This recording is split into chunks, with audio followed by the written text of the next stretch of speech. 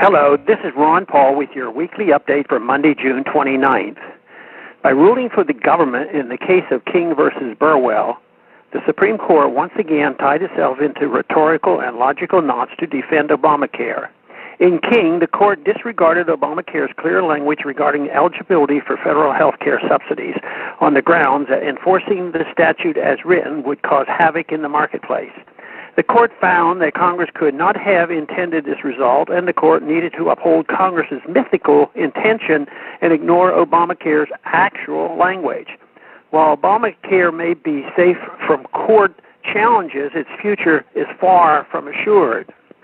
As Obamacare forces more Americans to pay insurance premiums while causing others to lose their insurance or lose access to the physician of their choice, opposition to Obamacare will grow. Additional Americans will turn against Obamacare as their employers reduce their hours along with their paychecks because of Obamacare's mandates.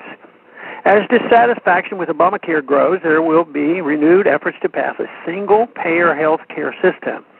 Single-payer advocates will point to Obamacare's corporatist features as being responsible for its failure and claim the only solution is to get the private sector completely out of health care.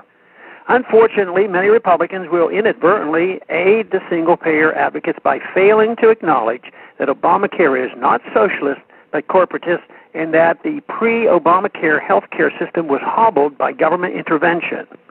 In fact, popular support for Obamacare was rooted in the desire to address problems created by prior government interference in the health care marketplace. Republicans also helped the cause of socialized medicine by pretending that Obamacare can be fixed with minor reforms. These Republicans do not understand that replacing Obamacare with Obamacare Light will still leave millions of Americans with inadequate access to quality health care and could strengthen the movement for a single-payer system. Republican failure to advocate for a free market health care system is not just rooted in intellectual error and political cowardice.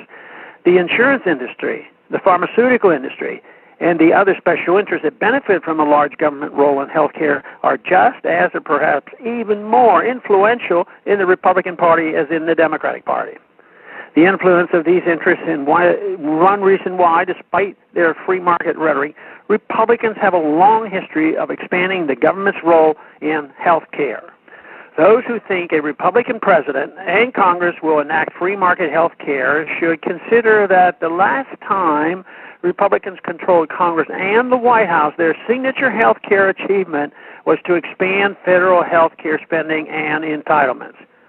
Furthermore, Richard Nixon worked with Ted Kennedy to force all health care plans to offer a health maintenance organization, the HMOs. Even Obamacare's individual mandate originated in a conservative think tank and was first signed into law by a Republican governor. Instead of Obamacare Light, Congress should support giving individuals direct control over their health care dollars through individual health care, expanded health care savings accounts, and tax credits. Other reforms like long-term group insurance should ensure that those with pre-existing conditions have access to care. Another good reform is negative outcome insurance, which could help resolve the medical malpractice crisis. Americans' healthcare system is just as unsustainable as our foreign policy and our monetary system. At some point, the financial and human costs of Obamacare will prove overwhelming, and Congress will be forced to replace the system. Hopefully, before this happens, a critical mass of people will convince Congress to replace Obamacare with a true free market health care system. Thanks for calling this update. A new update is placed on this number, 888-322-1414, every Sunday. The written text can be found on my Ron Paul Institute website at www.ronpaulinstitute.org and on my Facebook page. Thanks for calling.